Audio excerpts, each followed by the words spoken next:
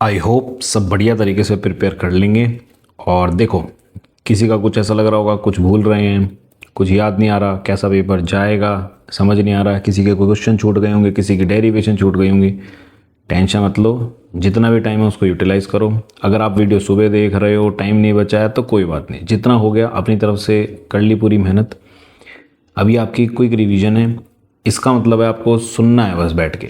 आगे बात समझ में, कान में लगाए ईयरफोन्स, चुपचाप जो मैं बोलता जा रहा हूँ वो एक बार चेक करते जाना, आंख बंद करके दिमाग में अपने नोट्स, कॉपी, डेरिवेशंस, न्यूमेरिकल्स याद करते जाना। ठीक है, थोरोली रिवाइज करना है बस हमको।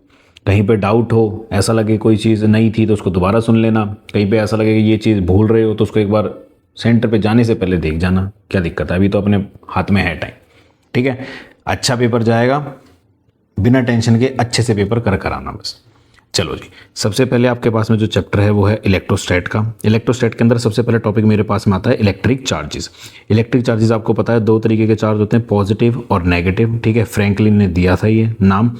अब आपको पता है चार्जिंग करी जा सकती है किसी भी बॉडी के अंदर फ्रिक्शन से, इंडक्शन से, कंडक्शन से। ठीक है, फ्रिक्शन मतलब रगड़ने से, इंडक्शन मतलब इंड्यूस करने से, और कंडक्शन मतलब कंडक्ट करवाते हैं। कंडक्ट करने मतलब टच करके दूर रख कर लिया, वो बचपन में करते थे ना अपन, वैसे।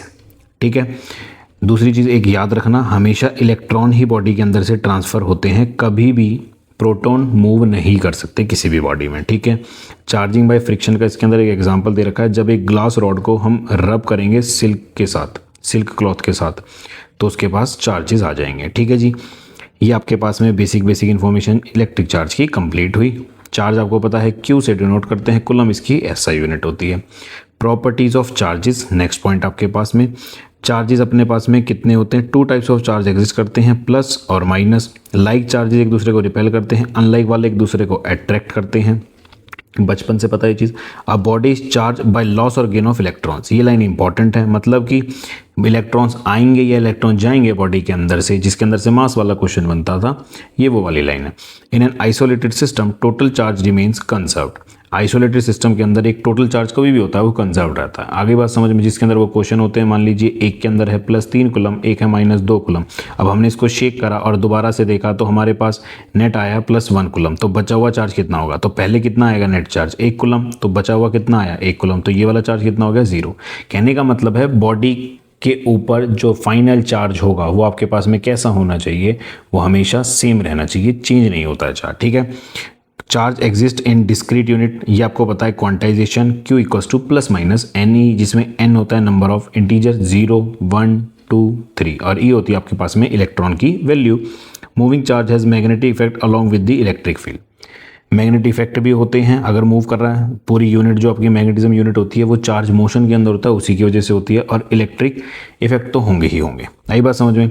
तीसरा देखिए, कंडक्टर्स एंड इंसुलेटर्स, सब substance which readily allow passage of electricity through them are called conductors. जिनके पास फ्री इलेक्ट्रॉन्स होते हैं, जो इलेक्ट्रिसिटी को कंडक्ट करते हैं, जिनके अंदर करंट बनता है, वो आपके पास होते हैं कंडक्टर्स। ठीक है, कुछ एग्जांपल्स दे रखे हैं। और जिनके अंदर से फ्लो नहीं होता है करंट, जिनके पास फ्री इलेक्ट्रॉन्स नहीं होते हैं, वो होते हैं अपने पास में इंसुलेटर। ग्लास हो गया, प्लास्टिक हो गई, वुड हो गई, ये आपके पास में इंसुलेटर होते हैं। अर्थिंग वो प्रोसेस जिसके अंदर क्या होता है, शेयरिंग होती है चार्जेस की अर्थ के साथ में। ठीक है, मैंने क्लास नोट्स के अंदर भी बता रखे हैं, क्लास में जब चैप्टर चल रहा था तब भी बताया था। ट्रक के नीचे लोहे की बेल लटकी रहती थी, या जो आपकी बिजली कड़कती है धरती के अंदर चली जाती है ना, आपको करंट लग रहा है, वो कहाँ चला जाता है, करंट धरती में चला जाता है, उसको बोलते हैं अर्थिंग होना। आई बात समझ में। देखो, ये प्रॉपर्टीज़ के अंदर कुछ पॉइंट रह गया था। एक्सेलरेटिंग चार्जेस एमिट रेडिएशन, जो चार्ज चल रहे होंगे, मोशन के अंदर होंगे, वो रेडिएशन EM वेव्स को रेडिएट करते हैं। गोल्डलीफ इलेक्ट्रोस्कोप एंड डिटेक्ट्स चार्ज, इस लाइन को छोड़ देना, कोई दिक्कत वाली बात नहीं है। चार्ज स्केलर होता है, एडिटिव होता है, नेचर के अंदर ऐड होता है हमेशा। ठीक है, अगला देखिए, चार्जेस का interaction. Coulomb's law is quantitative statement about force between 2 points, 2 points के बीच में बताता है, रिपल्सिव हो चाहे अट्रैक्टिव हो। आपको पता है इनवर्स स्क्वायर लॉ को फॉलो करती थी, दो चार्जेस के डायरेक्टली प्रोपोर्शनल होती है प्रोडक्ट के, और इनवर्सली प्रोपोर्शनल होती है उनके स्क्वायर के डिस्टेंस के।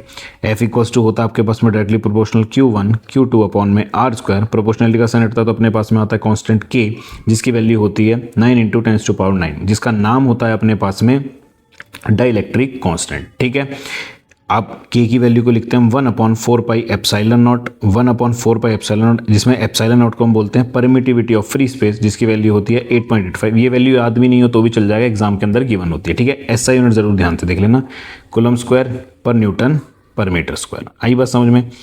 अगला देखिए, फिफ्थ के अंदर वो बोलता है, फिफ्थ पॉइंट्स के अंदर, force between multiple charges. Multiple charges का मतलब हो गया सुपरपोजिशन प्रिंसिपल, एक की वजह से जो चार्ज होती है, ऐसे मल्टीपल सिस्टम होएगा तो सारी उठा के हम क्या कर देंगे, सबका सम कर देंगे, के क्यू 1/2 अपॉन में आर स्क्वायर, सबका सम कर देना, आपके पास में नेट आ जाएगा। Electric field of charges, electric field किसी पॉइंट चार्ज की वजह से होती है के क्यू अपॉन में आर, आगे बात समझ, के क्यू अपॉन में होती है आर। अगर आप इलेक्ट्रिक फील्ड की ऐसा यूनिट देखेंगे तो वो होगी न्यूटन पर कूलम।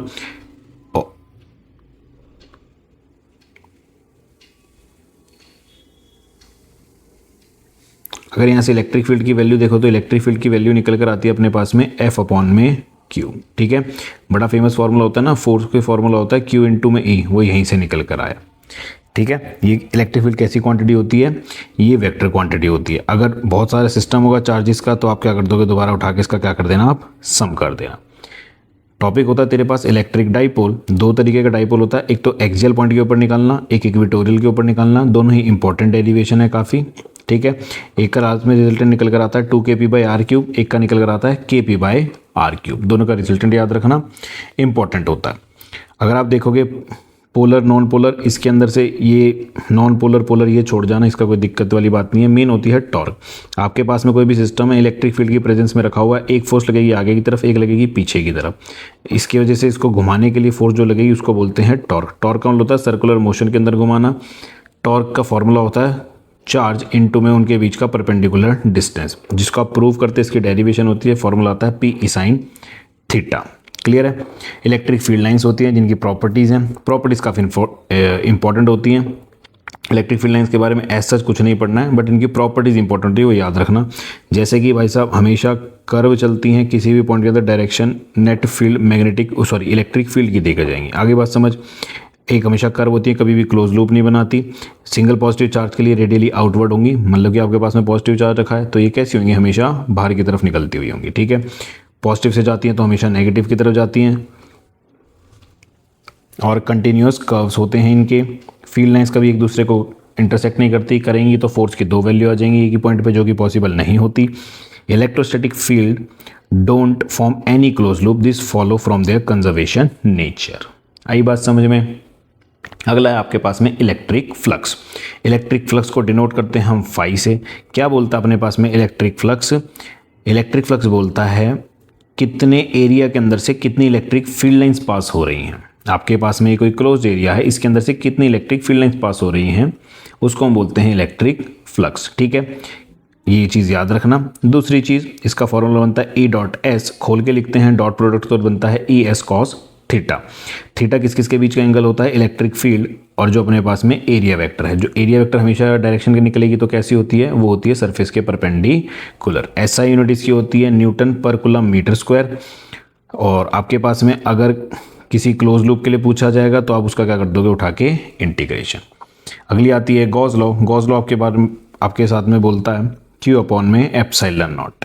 कितना फ्लक्स बराबर होता है, Q अपॉन में एप्सिलॉन नॉट के। टोटल फ्लक्स होता है जो जीरो होता है किसी भी सरफेस के अंदर enclose charge. Gauss law is true for any surface no matter what is the shape और साइज। कहने का मतलब है गॉस लॉ हो जाता है वो शेप और साइज के ऊपर डिपेंड नहीं करता है। गॉसियन सरफेस, झूठे सरफेसेस जो कभी भी रियलिटी में होते तो नहीं है बट हमें बनाने पड़ते हैं हमारी सहूलियत के लिए, ठीक है। एप्लीकेशन जो कि तीनों ही बहुत ज़्यादा इंपॉर्टेंट है, आप तीनों करके चले जाना, पेपर के अंदर आएगी। Electric field due to infinitely long charge wire, जिसका आपके पास में डायग्राम भी इंपॉर्टेंट है और डेरिवेशन का रिजल्ट निकल कर आता है 2k लैम्डा बाई अपॉन में r, जिसको आप k की वैल्यू लिखते हो तो जाके ये वैल्यू निकल कर आती है। ये होता है ना 2k लैम्डा बाई r, जिसमें हम k की वैल्यू लिखेंगे 1/4 पाई एप्सिलॉन, तो 2 से कट जाएगा तो आपके पास में ये रिलेशन निकल कर आता है, वो सेम ही चीज़ होती है। एक होती है यूनिफॉर्मली चार्ज शेल से, जो कि एक बार इनसाइड निकालनी होती है, एक बार सरफेस पर, एक बार आउटसाइड। इनसाइड होती है इलेक्ट्रिक फील्ड 0, सरफेस पे मैक्सिमम होती है, और जैसे जैसे आप बाहर जाते जाओगे इलेक्ट्रिक फील्ड की वैल्यू कम होती चली जाती है। इनके ग्राफ बड़े इंपॉर्टेंट है, ग्राफ देख लेना, मैंने ग्रुप पे डाले हुए।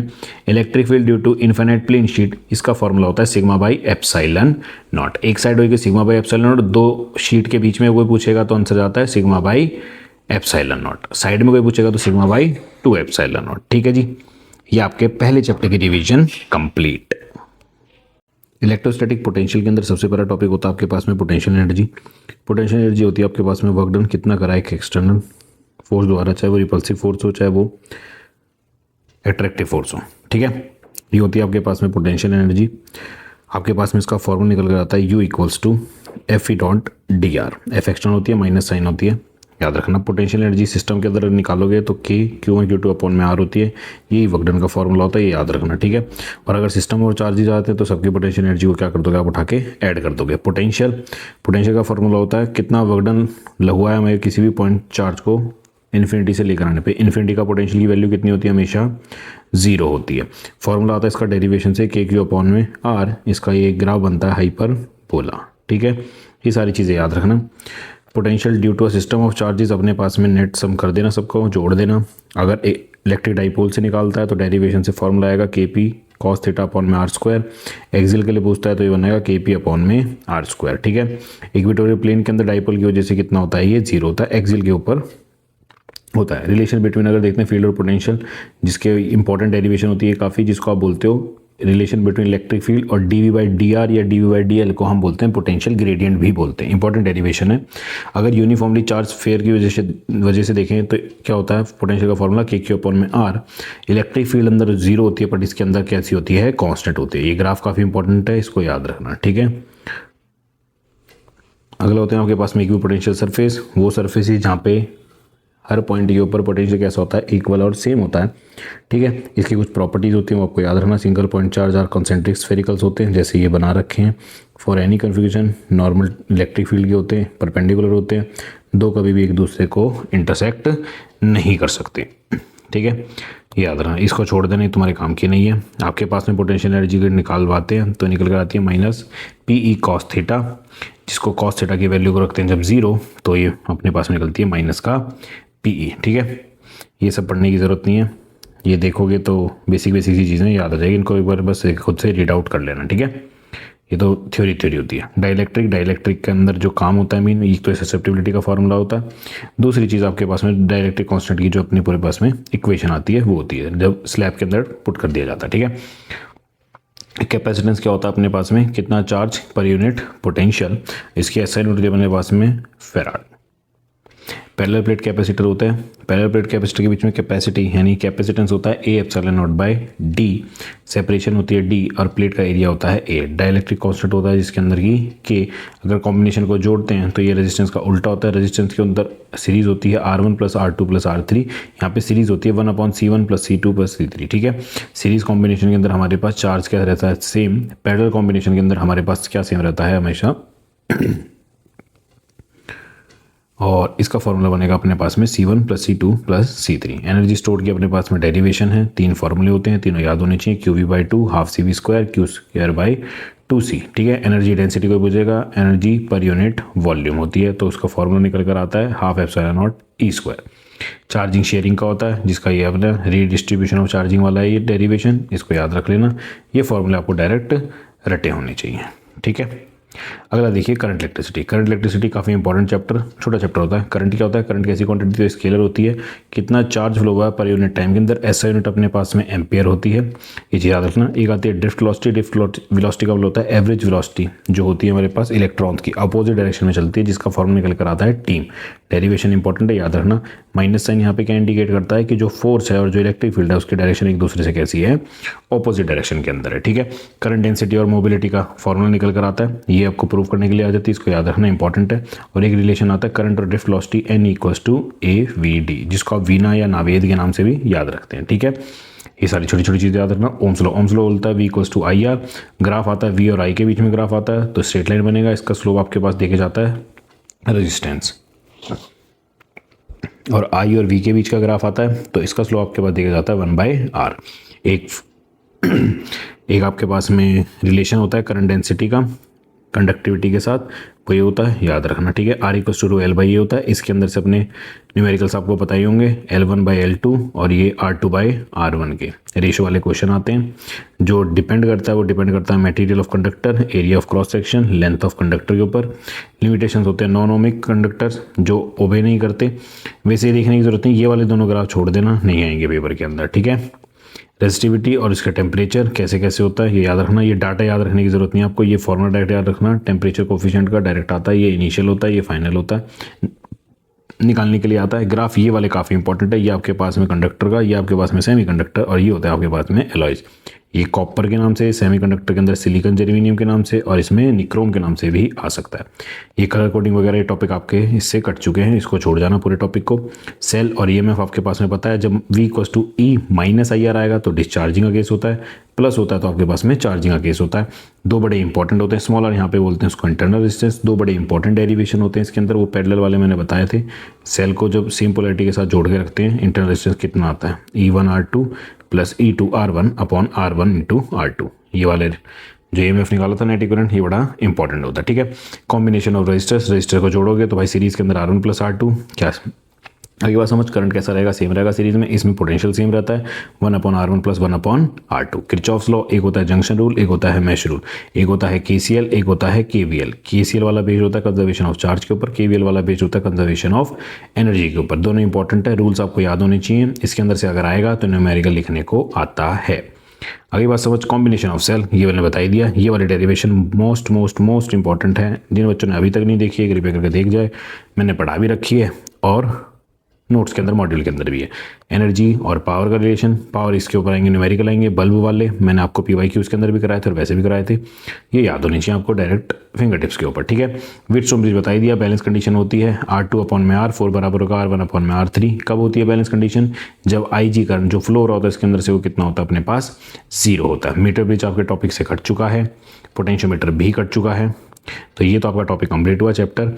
व्हिटस्टोन ब्रिज के अंदर ये याद रख लेना, कब इसके अंदर जो इसकी होती है सेंसिटिविटी ज़्यादा होती है, एक होती है करंट सेंसिटिविटी, एक होती है वोल्टेज सेंसिटिविटी, ठीक है, इनका ध्यान रखना। ये आपके पास में चैप्टर 3 भी कंप्लीट। चैप्टर 4 में आती है आपके पास में मैग्नेटिक फील्ड। मैग्नेटिक फील्ड का मतलब होता है जो मूविंग चार्ज की वजह से बनती है, यानी मूविंग इलेक्ट्रॉन की वजह से जो फील्ड बनती है उनको बोलते हैं मैग्नेटिक फील्ड।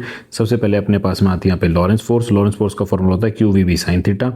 अगर लॉरेंस फोर्स को मिला के लिखा जाए, इलेक्ट्रिक फील्ड का फॉर्मूला होता है QE और इसका होता है QVB sin थीटा। दोनों को अगर मैं मिला के लिखता हूँ, sin 90 की वैल्यू 1 होती है तो लिखा जाएगा E + V × B, ठीक है। ये जितने भी थ्योरी के पॉइंट्स लिखे ना, ये इंपॉर्टेंट पॉइंट्स इनको खुद रीड आउट करते हुए चलना बस, ठीक है। मोशन अगर किसी भी मैग्नेटिक फील्ड के अंदर होता है तो स्ट्रेट लाइन होता है, जब कितना होता है 0 डिग्री या फिर 180 डिग्री का एंगल। अगर सर्कुलर पाथ होएगा जब कैसे होएगा 90 डिग्री का एंगल, अदर देन 90 आएगा। और ये इसके ऊपर क्वेश्चन आ सकते हैं रेडियस के ऊपर और आपकी ओमेगा एंगुलर फ्रीक्वेंसी QV/m के ऊपर, ठीक है। वो याद रखना, कॉम्पिटेंसी बेस्ड वाले भी कराए थे। अगर 90, 180 और 0 के अलावा कोई एंगल आ जाएगा तो मेरे पास पाथ कैसा बनेगा, हेलिकल। आगे ले जाने के लिए रिस्पॉन्सिबल होता है V cos का, ऊपर ले जाने के लिए होता है sin थीटा का, ठीक है। डेरिवेशन याद रखना, पिच इसके अंदर से अलग से आता है। वेलोसिटी स्पेक्ट्रम सिलेक्टर याद रखने की जरूरत नहीं है, साइक्लोट्रॉन कट चुका है आपके सिलेबस से। बायो सेवर्ट लॉ बोलती है μ0/4 पाई बराबर होता है आइडियल sin θ/r²। ये जो DL होता है यहाँ पे इसका नाम होता है करंट एलिमेंट, और जो sin थीटा एंगल होता है ये होता है R और करंट एलिमेंट के बीच का एंगल होता है, ठीक है। याद रखिएगा। सर्कुलर कॉइल के ऊपर मैग्नेटिक फील्ड आपके पास में μ0I/2r आता है, सेंटर के ऊपर निकल के किसी दूरी पे निकालते हो तो नीचे x² भी ऐड हो जाता है। एम्पियर सर्किटल लॉ आपके पास में होता है यहाँ पे सीधा सीधा B.dl बराबर होएगा μ0I/K। याद रहेगी इतनी बात। पर यहाँ पे ये जो करंट होता है I, ये कौन सा होता है, जो नेट करंट होता है अंदर किसी भी लूप के। सॉलिड कंडक्टर की वजह से निकालोगे तो आपके पास में ये ग्राफ आता है। ग्राफ याद रखना, ग्राफ ही इंपॉर्टेंट है मेन इसका। अगर किसी फील्ड लाइन की वजह से निकाल रहे हो तो μ0/2πr होता है, याद रखना। डायरेक्शन निकाली जाती है अपनी लेफ्ट हैंड रूल से, या फिर इसको बोल सकते हो राइट हैंड थंब रूल से। क्रॉस का मतलब होता है इनवर्ड, डॉट का मतलब होता है आउटवर्ड। सॉलिनॉइड के अंदर अभी कभी भी एक्सिस पे निकालोगे तो फॉर्मूला आता है μ0NI। स्मॉल n होता है number of turns per unit length, जो बराबर होता है कैपिटल N/L के। L होती है लेंथ और कैपिटल N होता है नंबर ऑफ टर्न्स।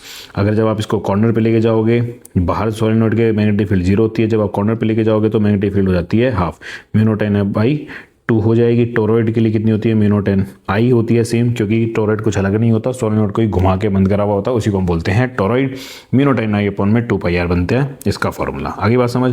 जब करंट कैरिंग कंडक्टर के ऊपर निकालोगे तो फॉर्मूला निकल कर आएगा IPL sin थीटा।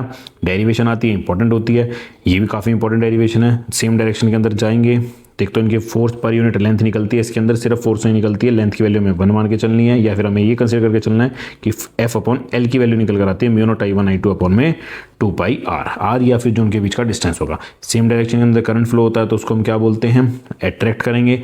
एक ऊपर है एक नीचे है तो हम क्या बोलेंगे, वो एक दूसरे को रिपेल करेंगे। Torque on a current loop torque का फॉर्मूला आपके पास में निकल कर आता है M B sine theta. Magnetic moment की वैल्यू पुट करोगे तो निकल कर आएगा N I A B sine theta. M की वैल्यू होती है आई इंटू में ए। इसके अंदर से आपके दो केस बनते हैं, मैक्सिमा का और मिनिमा। मैक्सिमा बनेगा आपका 90 डिग्री पे, मिनिमा बनेगा आपका 0 और 180 डिग्री के ऊपर। ठीक है, चार्ज पार्टिकल्स की मैंने बताई दी, वैसे याद रखने की जरूरत नहीं, इसके अंदर से कुछ एस सच नहीं पूछा जाएगा। मूविंग कॉइल गैल्वेनोमीटर याद रखना काफ़ी इंपॉर्टेंट होता है, इसका प्रिंसिपल, इसका diagram, current sensitivity, voltage sensitivity याद रखना। शायद मैंने करंट सेंसिटिविटी और वोल्टेज सेंसिटिविटी ना ऊपर व्हीटस्टोन ब्रिज में बोल दिया गलती से, वो गलती से बोल दिया होगा, मेरे एमसीजी याद रहा। ठीक है, तो करंट सेंसिटिविटी देख लेना, वोल्टेज सेंसिटिविटी देख लेना। इसके अंदर पूछा जाता है डेड बीट गैल्वेनोमीटर क्या होता है। डेड बीट गैल्वेनोमीटर का मतलब होता है जो आपको बढ़िया कम अमाउंट ऑफ करंट, कम अमाउंट ऑफ वोल्टेज के अंदर भी आपको बढ़िया और एक्यूरेट रीडिंग देके देता है। ठीक है, एन आई ए भी इसकी वैल्यू होती है। ये लगती है इसके बाद में टॉर्क, एक रीस्टोरिंग टॉर्क लगती है जिसका नाम होता है के एल्फा। दोनों को वैल्यू को बराबर पुट करते हैं तो अपने पास के जो एल्फा होता है, टॉर्जियन कांस्टेंट बोलते हैं जिसको, डायरेक्टली प्रोपोर्शनल आता है करंट के। आगे बात समझ, ये देख लेना। और दो इसके बड़े इंपॉर्टेंट होते हैं, कन्वर्जन होता है जब मीटर में, तो भाई साहब आपको एक लो रेजिस्टेंस लगाना होता है। तीन चीज़ याद रखनी है, लो रेजिस्टेंस लगाना होता है, कमल लगा होता है पैरेलल में जिसका नाम होता है शंट। और वोल्ट मीटर में जब कन्वर्ट करेंगे तो मेरे को कनेक्ट करना है किसके अंदर, ये सीरीज के अंदर कनेक्ट करना होता है। पर ये कैसे कनेक्ट करना होता है, हाई रेजिस्टेंस जिसका नाम होता है अपने पास में लोड। ये आपके सिलेबस से कट गया है, रॉकेट, इसको छोड़ दीजिएगा।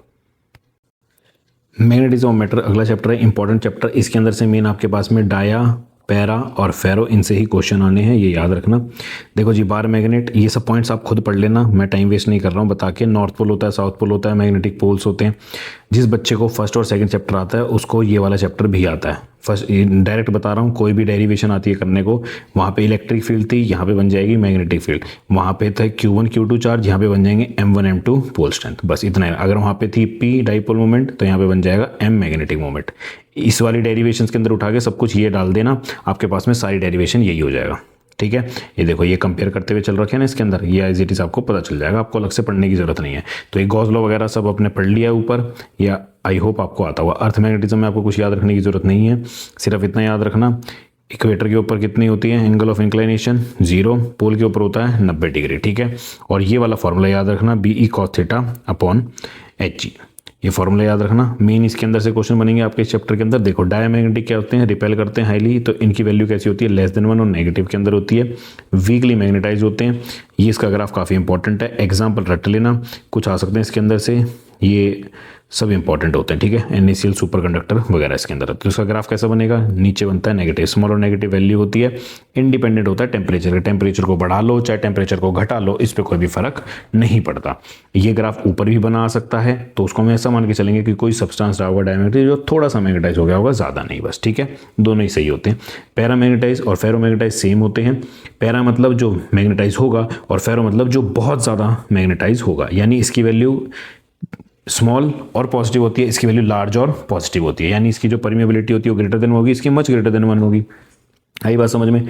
इसके फॉर्मूले आपको फॉर्मूले करना, सॉरी, इसके एग्जांपल्स आपको एज इट इज याद ही रखने पड़ेंगे। दोनों के डायग्राम देख लो, इसकी थोड़ी दूर दूर तक है, इसकी थोड़ी डेंस है, तो इस वजह से फेरोमैग्नेटिक है। ये आपका इन्वर्सली प्रोपोर्शनल होते हैं किसके ऊपर, टेम्परेचर के। टेम्परेचर बढ़ाने पे क्या है, घटता है। ये वाला ग्राफ आपके सिलेबस में नहीं है, स्टिल अगर देखना हो तो एक बार देख जाना। और पैरामैग्नेटिक का आपके पास है ही। ठीक है, ये आपके पास में हिस्टेरिसिस, इसके अंदर से क्वेश्चन नहीं आएंगे। रिटेंटिविटी का मतलब कितनी वैल्यू रहेगी, कैरोसिटिविटी मतलब कितनी फील्ड बन सकती है अभी तक जीरो होने के अंदर। जो चीज़ काम की है वो ये है, ये काफ़ी इंपॉर्टेंट है। परमानेंट मैग्नेट, इलेक्ट्रोमैग्नेट्स और अपने पास में ट्रांसफार्मर कोर, इनकी वैल्यू याद होनी चाहिए, इनकी प्रॉपर्टीज याद होनी चाहिए। परमानेंट मैग्नेट्स के लिए हमारे पास हाई रिटेंटिविटी, हाई कैरोसिटिविटी और हाई परमिएबिलिटी चाहिए होती है। इलेक्ट्रोमैग्नेट्स के लिए लो रिटेंटिविटी चाहिए, हाई परमिएबिलिटी चाहिए और लो कैपेसिटिविटी चाहिए। ठीक है, और एक इसके अंदर मेंशन नहीं करा हुआ, बट अगर ट्रांसफार्मर कोर के लिए पूछ लेता है तो ट्रांसफार्मर कोर के लिए हमें कैसा चाहिए, हमें चाहिए होता है लो हिस्टेरिसिस लूप। ठीक है, मतलब कम एरिया चाहिए होता है हिस्टेरिसिस का। अगला चैप्टर आपके पास में EMI, आसान चैप्टर, हल्का चैप्टर। फेराडे एक्सपेरिमेंट, फेराडे ने बोला था जब भी आप पास में लेकर आओगे किसी भी मैग्नेट को तो उसकी वजह से क्या प्रोड्यूस होगा, इंड्यूस्ड EMF। आगे बात समझ।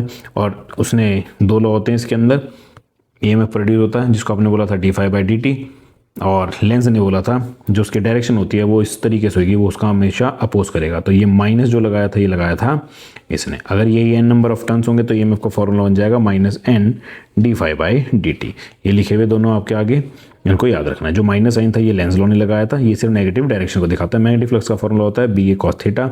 अगर इंटीग्रेट करना पड़ेगा, इंटीग्रल आएगा, क्लोज लूप के लिए आएगा तो इंटीग्रेट कर देंगे बी डॉट ए।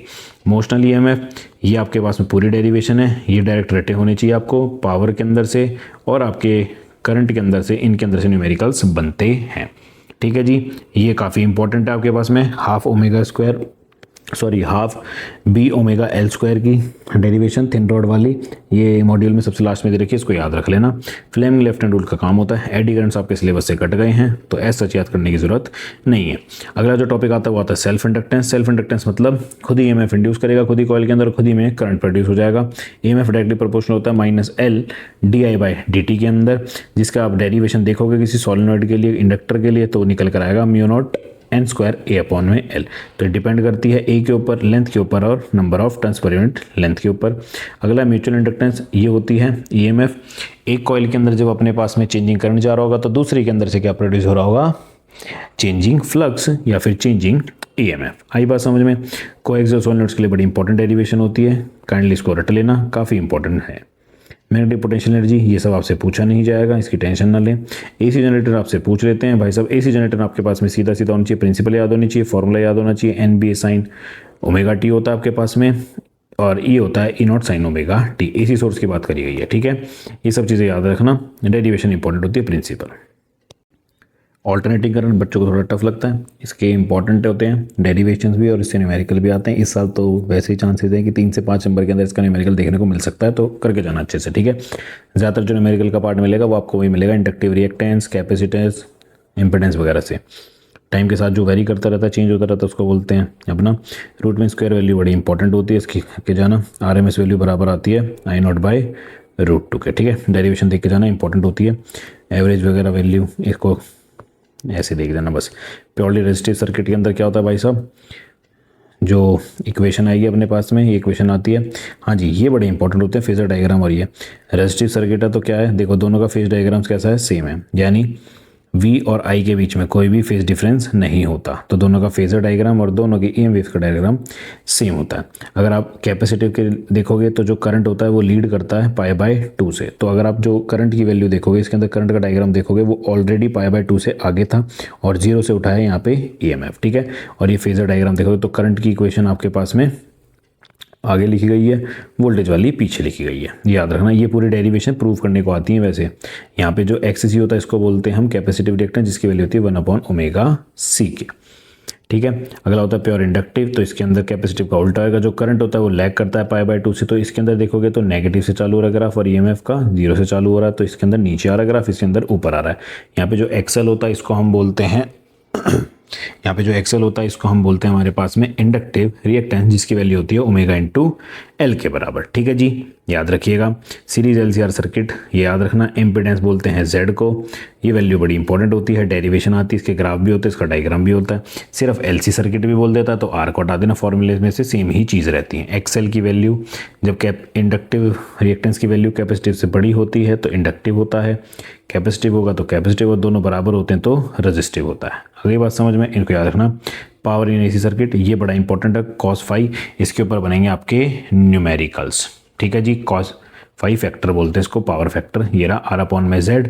कभी पूछ लेगा cos∅ की वैल्यू 1 कब होती है, जब रेजिस्टेंस और इंपेडेंस एक दूसरे के क्या हो जाए बराबर, तो एक पिट के आंसर आएगा 1। ये लिखा हुआ प्योर रेजिस्टिव सर्किट के अंदर cos∅ की वैल्यू कैसी होती है 1। प्योर इंडक्टिव के और कैपेसिटिव के अंदर कितनी होती है cos∅ की वैल्यू 0, क्योंकि एंगल कितना होता है π/2 का फर्क होता है। आगे बात समझ में, इनको कृपया करके याद रखें। ये आपके पास में रेजोनेंस आ गया इन LCR सर्किट, ये बड़ा इंपॉर्टेंट होता है। रेजोनेंट फ्रीक्वेंसी के ऊपर जो करंट आता है आपके पास में वो कैसे निकल कर आता है ग्राफ के अंदर, मैक्सिमम, ठीक है जी। ये डायरेक्ट सिर्फ इसके अंदर से आएगा तो न्यूमेरिकल आएगा, इसको सिर्फ फॉर्मूले को याद रखो, क्वालिटी फैक्टर को। LC ऑसिलेशन आपके सिलेबस में से कट गया है, ये सारा पार्ट आपके सिलेबस से कट चुका है। ट्रांसफार्मर काफ़ी इंपॉर्टेंट है, इसके अंदर से जो क्वेश्चन बनेंगे एक तो इस फॉर्मूले पे बनते हैं, एक इसके प्रिंसिपल के ऊपर बनते हैं, किस प्रिंसिपल पे काम करता है, तो वही है भाई साहब, ये सेम चलने लग रहा है। EMI के प्रिंसिपल के ऊपर काम करता है, म्यूचुअल इंडक्टेंस के ऊपर।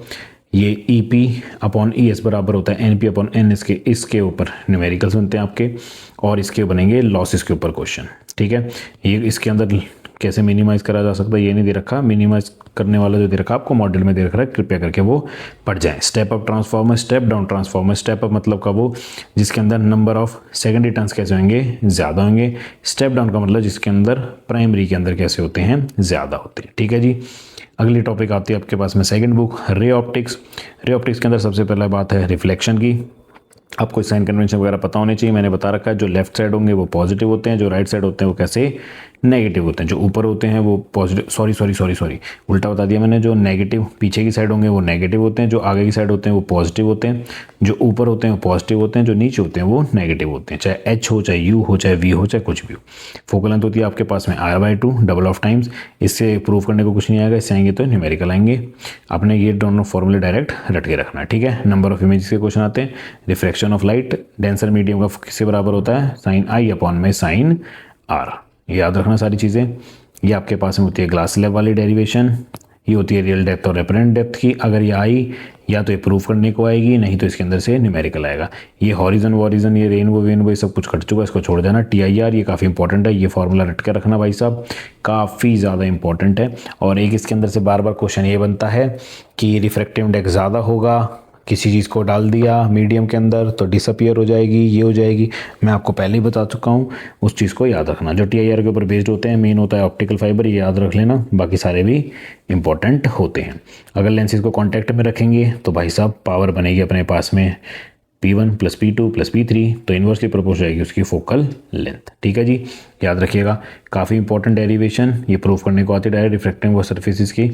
ये रिफ्लेक्शन बाय लेंसेज के अंदर भी डायरेक्ट प्रूव करने के लिए आती है और न्यूमेरिकल भी आते हैं इसके अंदर से। ठीक है। लेंस मेकर फार्मूला तो हद का इंपॉर्टेंट है, इनके ऊपर ये सारे न्यूमेरिकल बनते हैं। ये लेंस मेकर फार्मूला हद से ज़्यादा इंपॉर्टेंट है, पेपर के अंदर डायरेक्ट पूछा जाता है। ये भी हद से ज़्यादा इंपॉर्टेंट है। इसके जितने फार्मूले हैं आपके पास, जितना ग्राफ है आपके पास प्रिज्म का, सारा रटी रटाई बातें, इनको देख लेना अच्छे से, पता कर जाना, इंपॉर्टेंट होते हैं। ये फिनोमिना वगैरह सब कट गया सिलेबस से, इसको छोड़ जाना, ये सारा इंपॉर्टेंट है, ये मैंने आपको बता दिया। ये तो काफ़ी इंपॉर्टेंट, इनको देख जाना एक बार। ठीक है। मैंने जो वीडियो बनाने की उनको सुन जाना। ऑप्टिकल इंस्ट्रूमेंट में आपके सारे इंपॉर्टेंट हैं। ये मायोपिया शायद कम पूछा जाएगा। सिंपल माइक्रोस्कोप का डायग्राम, ये मैग्नीफिकेशन, कंपाउंड माइक्रोस्कोप का और टेलीस्कोप का, ये सब आपके सिलेबस से कट गया। नीचे का ये लाइट वाइट, तो ये छोड़ जाइएगा बेशक। ठीक है।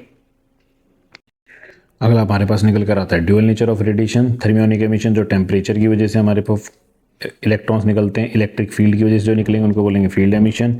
फोटो इलेक्ट्रिक लाइट की वजह से जो निकलेंगे उसको बोलेंगे, और सेकेंडरी एमिशन मतलब एक इलेक्ट्रॉन फेंक के मारा तो दूसरा वाला निकला, उसको बोलेंगे secondary emission. Photo electric effect होता क्या है भाई साहब, मिनिमम फ्रीक्वेंसी का आके गिरना, सरफेस के ऊपर से निकल के चले जाना इलेक्ट्रॉन का, तो उसके अंदर जो इफेक्ट लगता है उसको बोलते हैं फोटो इलेक्ट्रिक इफेक्ट। ये पूरा डायग्राम आपको बनवाया हुआ है। ये सारी चीज़ें, ये बनाने को भी नहीं आता, कभी कोई ना कोई पूछा जाता है। क्वेश्चन आएंगे ग्राफ के अंदर से, इंटेंसिटी और करंट के बीच का डायरेक्ट रिलेशन। इंटेंसिटी का मतलब होता है आपने ज़्यादा रोशनी के बल्ब से फेंक रहे हो लाइट, तो ज़्यादा रोशनी के बल्ब से फेंकोगे लाइट तो डायरेक्टली प्रोपोर्शनल होगी, करंट की वैल्यू बढ़ती जाएगी। जितनी ज़्यादा इंटेंसिटी उतनी ज़्यादा वैल्यू। अब आपको पता है, अगर अब मैं इसके अंदर क्या करता हूँ, इंटेंसिटी को बदलता चलता हूँ और फ्रीक्वेंसी को कैसे रखता हूँ, कांस्टेंट रखता हूँ। इस केस के अंदर फ्रीक्वेंसी को कैसे रखता हूँ, कांस्टेंट। तो फोटो इलेक्ट्रिक करंट और इसके बीच का ग्राफ कुछ ऐसे निकल कर आता है। ये सारे एक ही पॉइंट पे मिलते हैं, जिस पॉइंट पर आके जीरो होते हैं उसको बोलते हैं स्टॉपिंग पोटेंशियल। इसके अंदर मैं उल्टा कर देता हूँ, फ्रीक्वेंसी को क्या करते हैं अब की बार हम चेंज कर देते हैं, पर हम इंटेंसिटी को कैसे रखते हैं, कांस्टेंट। तो ऑपोजिट बन जाएगा, अलग अलग वैल्यू निकल कर आएगी अलग अलग पोटेंशियल के ऊपर। ऑफलाइन क्लास में बड़े अच्छे और बड़े आराम से समझाया हुआ है, ये आपको आना चाहिए। ये इंपॉर्टेंट होते हैं, ये तीनों ग्राफ खासकर इंपॉर्टेंट होते हैं। ठीक है। थ्रेशोल्ड फ्रीक्वेंसी वो मिनिमम फ्रीक्वेंसी जिसके अंदर से क्या होता है, कोई भी इलेक्ट्रॉन को निकालने के लिए चाहिए होती है। फ्रीक्वेंसी दो तरीके से यूज़ होती है, जो जिसमें यूज़ होती है, मान लीजिए हमारे पास में कोई सरफेस है, यहाँ से कोई वैल्यू आई, जितनी सरफेस के अंदर यूज़ होएगी निकालने में उसको बोलेंगे वर्क फंक्शन। जो एक्स्ट्रा बच गई वो यूज़ होती है काइनेटिक एनर्जी की तरफ से। याद रहेगी ये बात। ये आपके पास में ग्राफ होते हैं, ये आपको ग्राफ रट के रखने पड़ेंगे, आइंस्टाइन की इक्वेशन के हिसाब से होते हैं। ये इक्वेशनों के ऊपर से इनसे क्वेश्चन आते हैं, ये डायरेक्ट रट के रखनी है। H/C की वैल्यू डायरेक्ट रट के रखना, 1240 इलेक्ट्रॉन वोल्ट होती है। ठीक है। डायरेक्ट रट्टा मार के रखना, इनसे क्वेश्चन आते हैं। फोटो सेल वगैरह, ये माइक्रोस्कोप वगैरह, ये सब कट गया आपके इससे। वेव नेचर के अंदर ये फॉर्मूला है, ये तो सबको ही पता है, H/mv वगैरह होते हैं। ये इक्वेशंस वगैरह कुछ याद नहीं रखनी है, ये सब कट चुका आपके सिलेबस से, ये सब कुछ नहीं। अगला चैप्टर होता है आपके पास में एटम्स। एटम्स का रदरफोर्ड मॉडल सबको पता होगा, थॉमसन वाला पूछा नहीं जाता। रदरफोर्ड का मॉडल सबको पता है, अपनी वैल्यू याद रख लेना। क्या क्या कह रहा था उसने, मैक्सिमम वाले अनडिफ्लेक्टेडली पास हो जाते हैं, ऐसा वैसा जितनी भी चीज़ थी सारे पॉइंट्स एक बार रीड आउट कर लेना, इनको पॉज करके, ये काफ़ी इंपॉर्टेंट होते हैं। हाँ, रदरफोर्ड का पोस्टुलेट जो होते हैं वो समझा नहीं पाया था। एक तो स्टेबिलिटी, जब पूछा था ना गोल गोल घूम के इलेक्ट्रॉन अंदर क्यों नहीं आ जाता, वो नहीं एक्सप्लेन कर पाया था, और लाइन स्पेक्ट्रम ऑफ एटम्स को एक्सप्लेन नहीं कर पाया था। ठीक है, एक फॉर्मूला आता है आपके पास में इम्पैक्ट पैरामीटर। इम्पैक्ट पैरामीटर का मतलब होता है बीच में ये न्यूक्लियस था, कोई आके रिपेल करके जा रहा है तो कितने परपेंडिकुलर डिस्टेंस से रिपेल होकर ऊपर जा रहा है, इसको बोलते थे हम इम्पैक्ट पैरामीटर। सिर्फ फॉर्मूला आएगा, इसका ग्राफ आ जाता है, तो वो एन के बीच में और थीटा की स्कैटरिंग एंगल के बीच में ऐसे निकलता है कुछ हाइपरबोला, इसको याद रखना। बोर ने क्या बताए थे आपके पास में चार, एक तो क्या बताए थे, इलेक्ट्रॉन रिवॉल्व करेंगे किसके अंदर, स्टेशनरी ऑर्बिट्स के अंदर, इलेक्ट्रॉन जिससे रोटेट करेंगे वो एंगुलर मोमेंटम होगा mvr किसके बराबर होगा, NH/2 और तीसरी चीज़ उसने बताई थी एनर्जी स्पेक्ट्रम होगा E2 - E1। आगे बात समझ में, इन चीज़ों को याद रखना। ये आपके पास में रेडियस, स्पीड और एनर्जी तीनों ही मोस्ट इंपॉर्टेंट, तीनों से न्यूमेरिकल्स भी आते हैं और तीनों प्रूफ करने के लिए भी आते हैं। टाइम पीरियड मैंने आपको बता ही दिया, क्वेश्चन कंसेप्चुअल वाले में दे रखा था, टाइम पीरियड डायरेक्टली प्रोपोर्शनल होता है n के क्यूब के। हाइड्रोजन स्पेक्ट्रम की ये डायरेक्ट सीरीज याद रखना, इसके अंदर से जो क्वेश्चन आएंगे आपको याद होना चाहिए। मिनिमम इसके लिए होती है लाइमन सीरीज, विजिबल स्पेक्ट्रम के लिए होती है अपने पास ये होती है अपने पास में बाल्मर सीरीज, इसको भी आप याद रखिएगा। सॉरी, लाइमन सीरीज होती है अपनी यूवी रीजन के लिए, बाल्मर सीरीज होती है हमारी विजिबल के लिए। ठीक है, और इसमें मिनिमम वैल्यू होती है n की 2। पास्चन सीरीज के लिए मिनिमम वैल्यू होती है n की 3। लोअर मोस्ट ऑर्बिट होता है, ये होती है इंफ्रारेड के लिए, ये 3 होती है इंफ्रारेड। ब्रैकेट के लिए होती है n की वैल्यू 4 और पी फंड के लिए होती है n की वैल्यू 5। ये आपको 5 नंबर वाला फॉर्मूला रटा हुआ होना चाहिए इसके अंदर। हिल्बर्ग कांस्टेंट की वैल्यू वैसे पेपर में दे रखी होगी, नहीं है तो स्टिल याद रख लेना। आगे डी ब्रोगली mv/-2 ये बताए रखा है। लेज़र आपके सिलेबस के अंदर नहीं है। न्यूक्लियर के अंदर जो गिनती चिंती की चीज़ें रखनी है वो मैं बता देता हूँ। एक तो इसकी डेंसिटी कभी भी क्या नहीं होती, चेंज नहीं होती, थ्रू आउट सेम रहती है। दूसरी, ये अल्फा बीटा गामा डी के सब कट चुका है, ये फॉर्मूला याद रख के रखना है, इसके अंदर से न्यूमेरिकल बनते हैं। दूसरा, बाइंडिंग एनर्जी का कर्व याद रखना। ठीक है, न्यूक्लियर फोर्स की कुछ प्रॉपर्टीज देख लेना। दो चीज़ स्ट्रॉन्गेस्ट होती हैं, तीनों की फोर्स बराबर होती हैं, 0.8 फर्मी से नीचे जाएगा तो रिपल्सिव बन जाती हैं। ये सारी चीज़ें याद रखना। फिजन का मतलब होता है टूटना। ये जितनी भी रिएक्शन है, फिजन और फ्यूजन की दोनों रिएक्शन आपको किसी भी हालत में फिंगर टिप्स पर रटी होनी चाहिए। इसके अंदर क्वेश्चन क्या आता है, ये ऐसे दे रखा है ना, मान लो ये यू है तो ये पूछ लेगा ये एक्स क्या होता है, ये वाई क्या होता है, ये एक्स क्या होता है। आपको हर एक चीज़ इसकी याद होनी चाहिए। ठीक है, न्यूक्लियर रिएक्टर आपके सिलेबस में नहीं है। फ्यूजन के अपने तीनों रिएक्शन याद होनी चाहिए, प्रोटॉन की कितनी कितनी एनर्जी निकली सब याद होना चाहिए। अगला होता है आपके पास में सेमीकंडक्टर। सेमीकंडक्टर के अंदर एक होता है इंट्रिंसिक, एक होता है एक्सट्रिंसिक। इंट्रिंसिक मतलब प्योर, एक्सट्रिंसिक मतलब जिनमें डोपिंग होती है। डोपिंग दो तरीके से, पी टाइप और एन टाइप। पी टाइप का मतलब होता है इसके अंदर ट्राइवेलेंट इंप्योरिटीज ऐड करना, और एन टाइप का मतलब होता है इसमें पेंटावेलेंट। पेंटावेलेंट मतलब 5 ऐड हो गई तो एक एक्स्ट्रा आ गया, तो इसमें मेजॉरिटी चार्ज कैरी होते हैं इलेक्ट्रॉन्स, और पी टाइप में मेजॉरिटी होते हैं अपने पास में होल्स। ये जो आपके पास में लॉ ऑफ मास एक्शन का ये होता है, इससे अगर न्यूमेरिकल आ जाएगा तो आएगा इस चैप्टर के अंदर, वरना न्यूमेरिकल ही नहीं आता है। ठीक है, ये चीज़ याद रखना। पीएन जंक्शन डायोड मैंने आपको बता ही रखा, काफ़ी इंपॉर्टेंट डाई होता है, इस चीज़ को याद रखना। फॉरवर्ड बायसिंग कंडीशन होती है, एक रिवर्स बायसिंग कंडीशन होती है। फॉरवर्ड बायसिंग का कंडीशन का मतलब जो डिप्लीशन लेयर होती है उसकी विड्थ क्या होती है, कम होती चली जाती है टाइम के साथ। और फॉरवर्ड बायसिंग का मतलब जो ये पी जंक्शन होता है वो डायरेक्ट पॉजिटिव से जुड़ा हुआ होगा और नेगेटिव वाला एन से जुड़ा हुआ होगा। रिवर्स बायसिंग के अंदर इसका उल्टा हो जाएगा, डिप्लीशन लेयर कैसी होती जाएगी, इंक्रीज होती चली जाएगी, पी वाला नेगेटिव से जुड़ा होगा, एन वाला पॉजिटिव से जुड़ा होगा। फॉरवर्ड बायसिंग के अंदर जो करंट फ्लो करता है वो करता है मिली एम्पियर, रिवर्स में जो फ्लो करता है उसको बोलते हैं अपन माइक्रो एम्पियर। ये दोनों इसी में दे रखे हैं। ये जो आगे वाला है ये अपने पास है फॉरवर्ड बायसिंग का, इसके अंदर जो होती है इसको बोलते हैं कट ऑफ वोल्टेज, और इसी को बोलते हैं अपना, दो ग्राफ आते हैं, कल को ऐसे पूछ लेगा इसके लिए और इसके लिए, तो आगे वाला होता है सिलिकॉन के लिए, पीछे वाला होता है जर्मेनियम के लिए, याद रखना। यही अपने पास में जो अलग से डायग्राम होता है ये किसके लिए होता है, ये अपने पास जो वैल्यू होती है रिवर्स बायसिंग के लिए। ये वैल्यू होती है अपने पास में 8 वोल्ट। 8 वोल्ट पे क्या हो जाती है, ब्रेकडाउन वोल्टेज आती है, जिसको हम जीनर वोल्टेज भी कहते हैं। ठीक है, शंट हो जाता, खत्म हो जाता है यहाँ पे सारा। अब देखो दो तरीके से बिहेव कर सकता है ये, किसकी तरह, हाफ वेव रेक्टिफायर और full wave. Half wave rectifier किसके ऊपर बेस्ड होता है भाई साहब, वही ट्रांसफार्मर लगता है, इसके अंदर से चेंजिंग करंट होएगा फ्लो, तो इसके अंदर से चेंजिंग फ्लक्स होएगा। इसके अंदर एक ही डायोड होता है, एक बार ये पॉजिटिव एक बार ये नेगेटिव। जब पॉजिटिव होगा नेट करंट पी से एन की तरफ चलता है, आपको ये पता ही है। पॉजिटिव होगा, फॉरवर्ड बायसिंग कंडीशन होगी तो वैल्यू मिलेगी, जब रिवर्स बायसिंग होगी तो आपको आउटपुट नहीं मिलेगी, इसलिए नाम होता है हाफ वेव रेक्टिफायर। आपने अगर आउटपुट दी 4 तो आपको वैल्यू मिलेगी सिर्फ फॉरवर्ड बायसिंग कंडीशन के अंदर 2 ही। अपने पास में फुल वेव रेक्टिफायर जो होता है उसके अंदर क्या होता है, 2 डायोड लगे होते हैं, एक बार ऊपर वाला फॉरवर्ड बनता है, एक बार दूसरी साइकिल में नीचे वाला फॉरवर्ड बनता है, दोनों बारी बारी से फॉरवर्ड बायस बनते जाते हैं। तो जितनी आउटपुट आप देते हो आपको रिजल्ट में उतनी ही आउटपुट मिलती है, ना ज़्यादा ना कम, तो लॉस नहीं होता। ठीक है, जीना डायोड वगैरह ये सब कट चुका है सिलेबस से। ये आपका टॉपिक समाप्त हुए। आई होप, हाँ थोड़ा जल्दी जल्दी बोला होगा, काफ़ी चीज़ें ऐसी भी होंगी ऑब्वियसली जो मिस हो गई होंगी, बट देखो रिवीजन का मतलब यही होता है, बस सुनना था हमें। अगर आपको स्टिल इसके अंदर से कुछ ऐसा लगता है कोई चीज़ें बहुत ज़्यादा स्किप हो गई हैं, कोई चीज़ें आपको नहीं याद हैं, जितनी चीज़ें मेरे को याद है मैंने बोल दी, कोई चीज़ें हो सकता है मेरे से भी स्किप हो गई हों जल्दी जल्दी के चक्कर में, अपनी तरफ से थोरोली रिवाइज कर लेना उन चीज़ों को, बाकी अच्छा सा पेपर जाएगा। All the very best. आपने मेहनत करी है, मेहनत रंग लाएगी भाई साहब।